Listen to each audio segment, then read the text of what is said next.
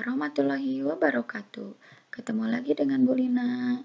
Kita masih belajar tematik, tema 3, subtema 1, pembelajaran 5. Mari kita mulai. Tujuan pembelajaran di pembelajaran 5 memuat materi IPS.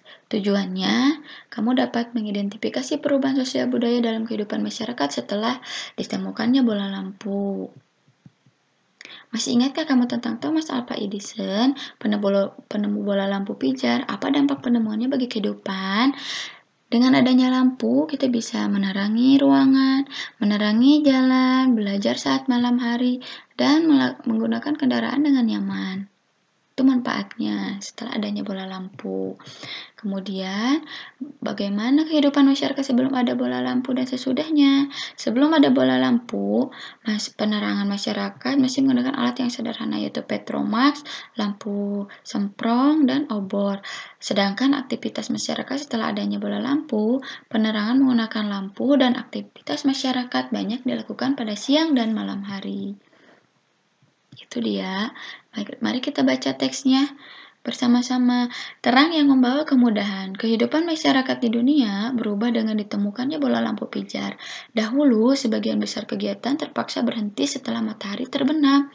Penerangan di malam hari memang mungkin dilakukan dengan cahaya api atau sejenis lampu tempel berbahan bakar minyak. Namun demikian, jenis penerangan ini tidak praktis dalam penggunaannya. Penemuan bola lampu pijar memberikan kemudahan bagi masyarakat untuk memperluas cakupan kegiatannya. Dulu, minimnya penerangan di jalan membuat kegiatan harus berakhir demi kenyamanan dan keselamatan penggunaan jalan. Kini di kota-kota besar khususnya, kegiatan di jalan raya terus berlangsung sepanjang hari. Pengiriman barang ke berbagai kota dapat dilakukan sepanjang hari.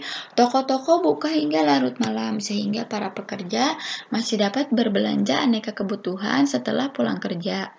Anak-anak dimungkinkan dapat belajar dan mengerjakan tugas dengan maksimal di malam hari. Tak ada alasan bahwa gelap menghalangi keinginan membaca buku sebelum beristirahat demi menambah wawasan. Ketika berbagai kemudahan telah tersedia di depan mata, tidak ada alasan bagi manusia untuk menunda penyelesaian pekerjaannya. Tak ada alasan bagi manusia untuk berhenti mengembangkan diri. Nah, sekarang kita jawab pertanyaan yang pertama. Bagaimana perkembangan dari penerangan di dunia? Dahulu, penerangan hanya menggunakan lampu tempel yang berbahan bakar minyak. Jenis penerangan ini tidak praktis sama sekali. Kemudian ditemukan lampu pijar sebagai alat penerangan yang lebih praktis dan membuat lebih luas cakupan kegiatan dari masyarakat. Yang kedua, apa saja dampak dari adanya bola lampu bagi kehidupan masyarakat? Di kota-kota besar khususnya, kegiatan di jalan raya terus berlangsung sepanjang hari. Toko-toko buka hingga larut malam. Anak-anak dapat belajar dan mengerjakan tugas di malam hari. Nah, sekarang amatilah lingkungan sekitarmu. Temukan sebanyak mungkin pengaruh bola lampu bagi kehidupan masyarakat di tempat tinggalmu. Kamu dapat mencari informasinya dari berbagai sumber. Ini ada di buku halaman 46 muatan IPS. Tabelnya seperti ini ya. Silakan dikerjakan. Selain lampu pijar, ada penemuan lain seperti setrika listrik, kompor gas, dan komputer. Pada saat sekarang, setrika listrik itu lebih mudah digunakan dibandingkan dengan setrika arang dan hasilnya lebih rapi. Kemudian kompor gas lebih irit daripada kompor minyak dan perawatannya pun lebih mudah, memasaknya pun jadi lebih cepat. Komputer lebih mudah penggunaannya dibandingkan dengan mesin tik. Mesin tik juga lebih lambat dengan komputer pengerjaannya. Kalau salah harus dihapus. Nah, itu dia bola lampu pijar. Sekarang kita lanjutkan dengan pembelajaran yang ke-6. Pembelajaran ke-6 memuat materi bahasa Indonesia dan PPKN. Bisa dibaca sendiri ya, tujuan pembelajarannya. Kalau penjelasan Ibu terlalu cepat, kalian bisa ulang kembali videonya. Nah, sekarang ini ada teks yang berjudul Roda Pengubah Wajah Dunia.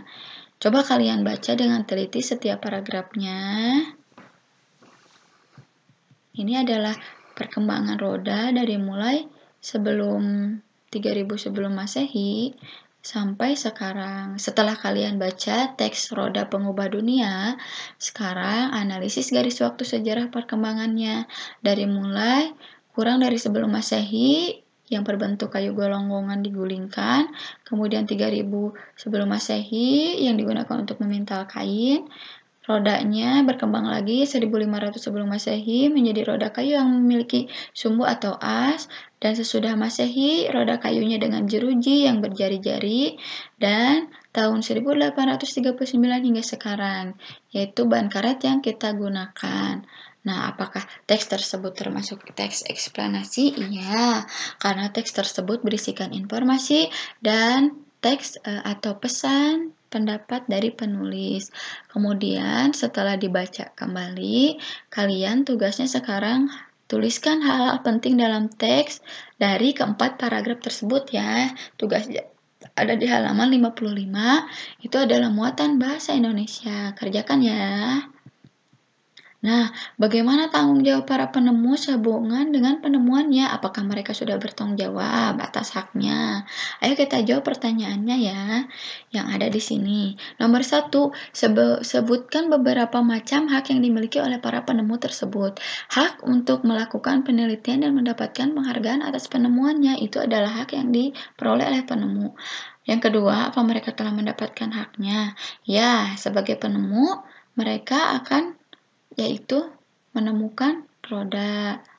Kemudian yang ketiga, apa manfaat hak tersebut bagi mereka? Dengan adanya hak tersebut, mereka mendapatkan hak sehingga dikenal sepanjang masa dari penghargaan yang mereka dapatkan. Yang keempat, apakah mereka telah bertanggung jawab terhadap hak yang telah mereka dapatkan?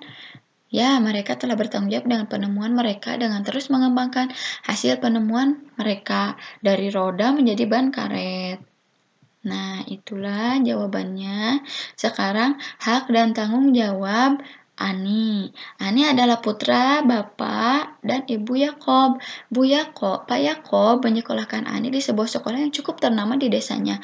Pak Yakob memenuhi semua kebutuhan sekolah Ani, seperti buku-buku, seragam, serta peralatan lainnya. Bu Yakob juga selalu membuat bekal makanan sehat untuk Ani di sekolah.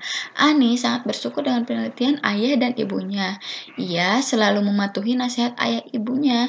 Ani juga rajin sekolah, rajin belajar mengerjakan tugas sekolah tanpa perlu diingatkan. Ani kemudian selalu naik kelas dengan nilai yang memuaskan. Bapak dan Ibu Yakob sangat bangga dengan Ani. Nah, itu adalah cerita tentang Ani. Setelah membaca cerita tentang Ani, jawablah pertanyaan yang ada di halaman 57 sampai 59. Nah, di halaman 58, setelah jawab pertanyaan tentang Ani di halaman 57, kamu dapat menuliskannya dalam bentuk diagram seperti ini. Ya, kemudian di halaman 59 kamu dapat menuliskan pengalaman dirimu, merefleksikan apakah kamu sudah menggunakan hak yang telah kamu dapatkan dengan baik dan bertanggung jawab. Silakan jawab yang ada di halaman 59 seperti ini. Ini adalah refleksi kamu atas apa yang telah kamu lakukan. Ini muatan PPKN. Silakan dikerjakan ya. Nah, pembelajaran kali ini telah selesai. Tetap semangat dan selesaikan tugas-tugasnya tepat waktu. Ibu tutup pelajaran hari ini. Wassalamualaikum warahmatullahi wabarakatuh.